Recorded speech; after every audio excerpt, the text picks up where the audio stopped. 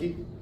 But 70–80% of them, if you're handling this right, will kind of come off that crankiness, okay? And there's going to be 20% that are just belligerent. You know, that's just going to happen. So I really haven't offended you yet, have I? Have I roughed you up? Have I asked you to buy anything? Nothing yet. That's perfect for the customer. He's got no confrontation. So see, now he's kind of at ease of talking to you.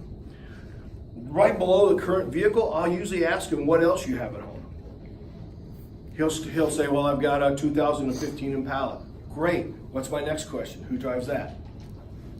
Now I'm going to find out if he's married, who else lives in the household. Hey, tell me about that car. How many miles? Do you owe money on it? How long have you had it? What bank do you owe money to that? How much is the monthly payment?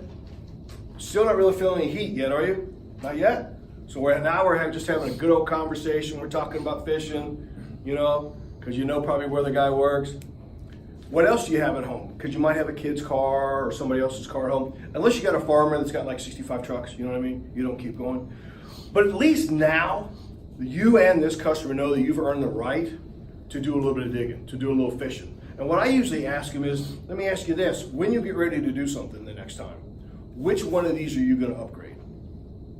Because we find out we spend a lot of time beating on them trade the one they drove in on. So which one are you going to upgrade next? The guy says, probably this car. Guess what? He just told you which car. And then you just ask him, how come? And he'll tell you why he's going to trade the car. Air's not working, the wife wants to go from a car to a four-wheel drive, or it's the one that I'm driving, my payment's too high, it needs to go down. You guys know all the pitches from there, okay? Typically, I'm going to gather all the information so I can use it back on him later. The next part on down here says desired vehicle, and I just usually say, hey, when you do get ready, so that we stock the right kind of things, what are you going to be looking for this next time? Car, truck, van, SUV, light color, dark color, leather, cloth, four-wheel drive, pickup bed, crew cab, extra cab. Get them to start telling you what is next. And what happens is they start envisioning it. All of a sudden they start seeing, oh man, this is what I'm going to do next time. So now I've got all the information. I kind of have had a good conversation. We got a little rapport, hopefully. I know which car he's going to get rid of next. I know what kind of vehicle he's thinking about purchasing next, right? So it's kind of very non-offensive. Now the salesman has to kick in. And you've got to come on, hey, well, listen, you see the 100 people on my lot now, you see the cars flying out of here, you see the holes in the lot, you see the huge deals. Let me ask you this, when are you thinking about buying this next time? Today, next week, next month? Because you want to know where his head's at. He says next month, he says 6 months. We all know how to collapse the time, right? What if you didn't have to make a payment? What if this, what if that?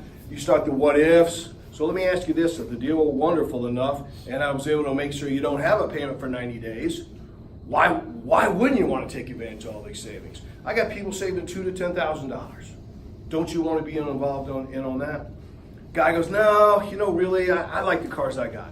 Now you can go, wait a minute, you just told me that the next car you're going to get rid of is going to be this one, and it's already giving you some issues. Or you're tired of making the payment, or the wife doesn't like it. See, if you're just grabbing the name, trying to sell them a car, you don't know anything about them. And you can't use that stuff back on them. There's all the million pitches from, let me ask you this, when you drive out of here, you're going to have a payment, right? Either the payment on your new car, the payment on the car you still got. So if I showed you how to move into something a little bit newer, a few less miles, showed you how to keep your payment the same, why wouldn't that be a great deal? So, but at least now I've got all the tools to try to, I know a little bit about the guy.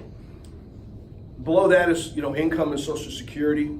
I always go for the Social Security number. Easiest way to get the Social Security number, because I know your credit here is like this. I typically I'm down to that part of the deal. I put the pen on the line, so let me get your Social Security number. I don't even look up. If it's a big deal to you, it's a big deal to them. If it's no big deal, the guy's a 380 Beacon. When you go steal your credit, not going anywhere. I just want to get you pre-qualified for the event. Okay, I'll usually get it. If he gives it to you, great. And date of birth. Date of birth, I just want you to know, it's not a national secret.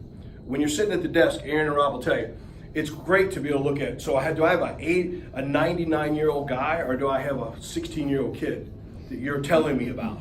It's great to at least know. So when you don't fill it out, we're like, we think every deal is a car deal until somehow you prove us it's not. You feel what I'm saying? And even because a lot of you guys take a turn behind each other, you guys taking a turn, would you rather have all this info to take a turn behind somebody on, or just an address and a name? A lot more to talk about. So when you get the social, or you don't get the social, guy says, Joe, Stanley, I'm not giving you my social. Not a problem, sir. Let me ask you this. On a scale of 1 to 10, 1 being the worst, you just walked out of bankruptcy court. 10 being the best, you'd never been late on a light bill. Where do you think you'd fall? Open-ended conversation. Now we're going to find out what's going on with the guy. Stanley says, I'm a 3. Great. What makes you say that? Powerful term. And he's going to start unloading. Also, if he says I'm a 3, I'm probably not spending the next 4 hours with him. I'm going to say, sir, we're here to help you. We can do a lot of things, but I got to get you qualified for the event. So why don't you go ahead and give me that social so I can help you the best. Hard for me to guide you without all the information.